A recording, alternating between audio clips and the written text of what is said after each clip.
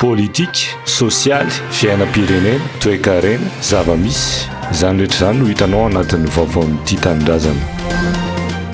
Nosantarina androany ny andrana olombelona amin'ny teleferika miainga etsy anosy.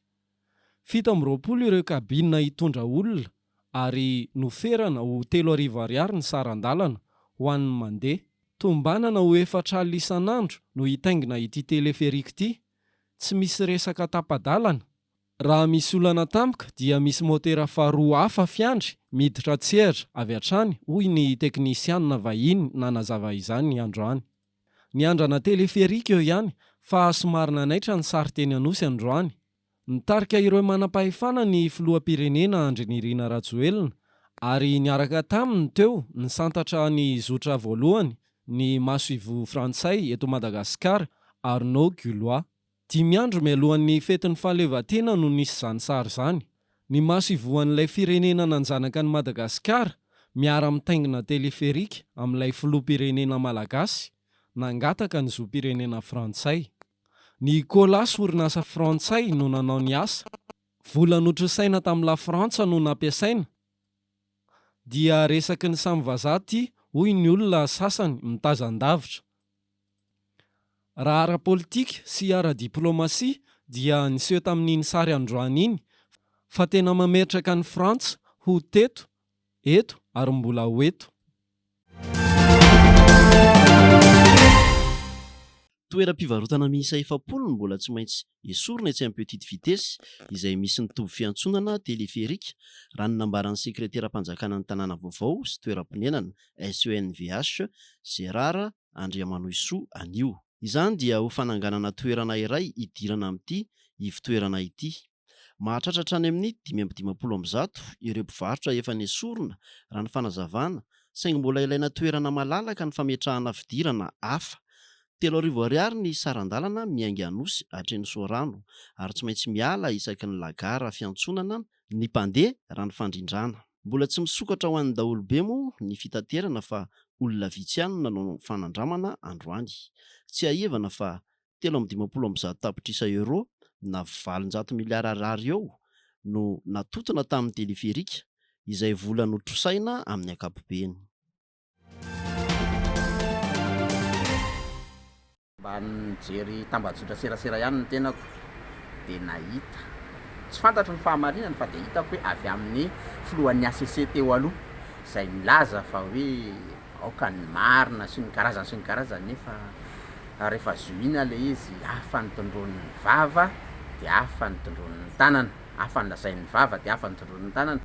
Aoka mba ny tena fahamarinana no ivoaka, hoy ny ADS na abattoir dynamique solidarité. Nanomboka tamin'ny fifidianana filoham-pirenena nefa mba isan'ny teny izay fa tokony atsahatra ary alamina aloha ny tokotany fifidianana makasikasika ny fifidianana rehetra.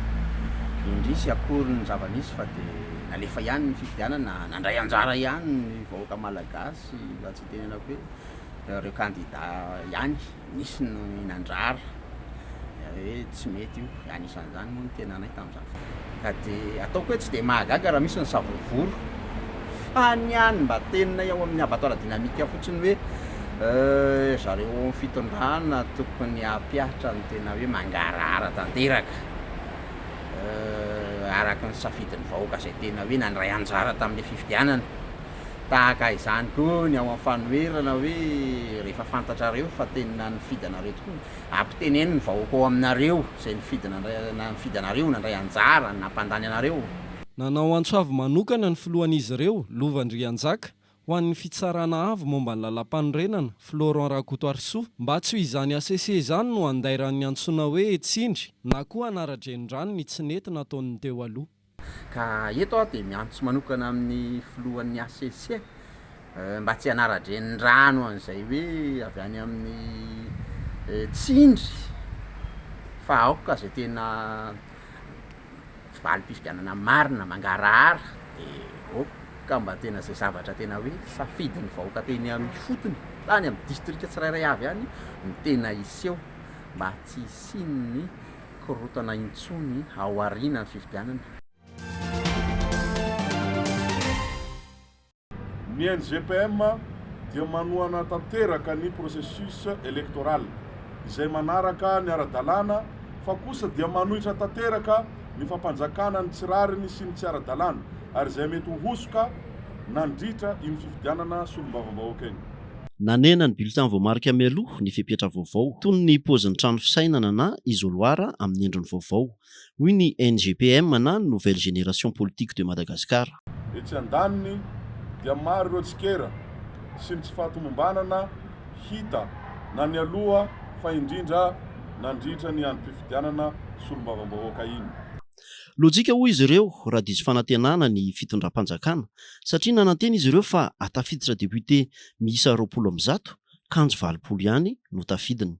Rariny izahay raha isotra ny seny amin'ny ezaka toy izany, hoy izy ireo. Etsy ankilany efa nampoizina fa ho kely ny tany taham-pandraisana anjara mifidy na dia fantatra fa fifidianana manakaiky vahoaka iny fifidianana iny satria leo politika tanteraka ny olom-pirenena.